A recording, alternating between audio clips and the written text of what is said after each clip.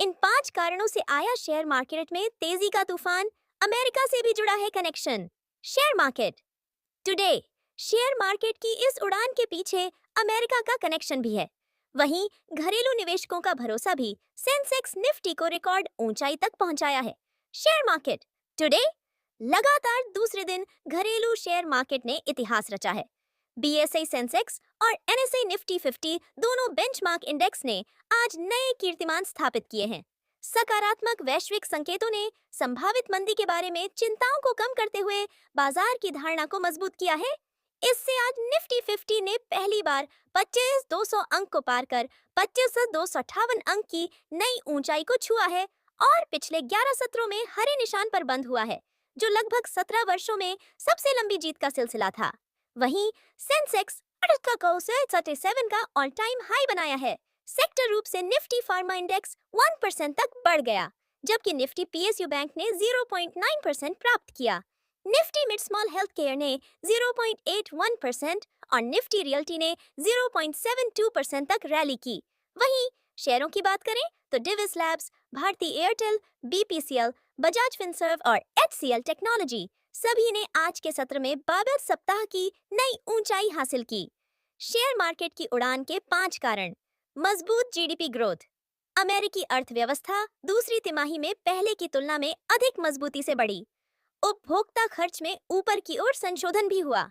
GDP अप्रैल-जून की अवधि के दौरान 3% की वार्षिक दर से बढ़ा, जो पहले 2.8% के अनुमान से अधिक था।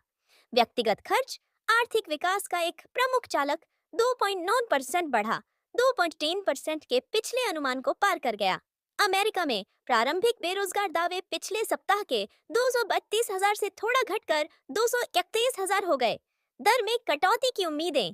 पिछले हफ्ते फेड चेयरमैन जेरोम पॉवेल ने एक मजबूत संकेत दिया कि सितंबर में ब्याज दरों में कमी की संभावना है। पॉवेल ने उल्लेख किया कि federal open market committee FOMC तेजी से आश्वस्त है कि मुद्रास्फीति केंद्रीय बैंक के 2% लक्ष्य की ओर बढ़ रही है। फेड की जुलाई की बैठक के मिनटों ने संभावित दर में कटौती का संकेत दिया, जिसमें अधिकांश समिति के सदस्य इस बात से सहमत थे कि सितंबर में दरों को कम करना उचित उचित होगा यदि डेटा अपेक्षाओं को पूरा करना जारी रखता है। DII flow. अगस्त में घरेलू संस्थागत निवेशकों डीआईआई ने शुद्ध आधार पर 614 अरब डॉलर के शेयर खरीदे, जो विदेशी पोर्टफोलियो निवेशकों एफडीआई द्वारा बाजार से निकाले गए पैसे का लगभग 2 गुना है। खुदरा निवेशकों की मजबूत भागीदारी, विशेष रूप से एसआईपी के जरिए डीआईआई की शेयर होल्डिंग में उल्लेखनीय वृद्धि हुई है। डीएएम कैपिटल के एक हालिया विश्लेषण से पता चला है कि निफ्टी 500 कंपनियों का डीआईआई का स्वामित्व जून में समाप्त होने वाली तिमाही के लिए 16.9% की रिकॉर्ड ऊंचाई पर पहुंच गया, जबकि इस दौरान एफपीआई का स्वामित्व घटकर 18.8% रह गया, जो पिछले 12 साल का न्यूनतम स्तर है। डॉलर का दर्द। अमेरिकी अर्थव्यवस्था की मजबूती डॉलर के मूल्य में उल्लेखनीय गिरावट में योगदान दे रही है। अमेरिकी डॉलर इंडेक्स इस साल अपनी सबसे बड़ी मासिक गिरावट के लिए ट्रैक पर है, क्योंकि मजबूत आर्थिक विकास ने डॉलर की अपील को सुरक्षित हेवन मुद्रा के रूप में कम कर दिया है। इस महीने अब तक डॉलर इंडेक्स में 2.5% की गिरावट आई है, जो दिसंबर 2024 के बाद से इसकी सबसे बड़ी मासिक गिरावट को बताता है।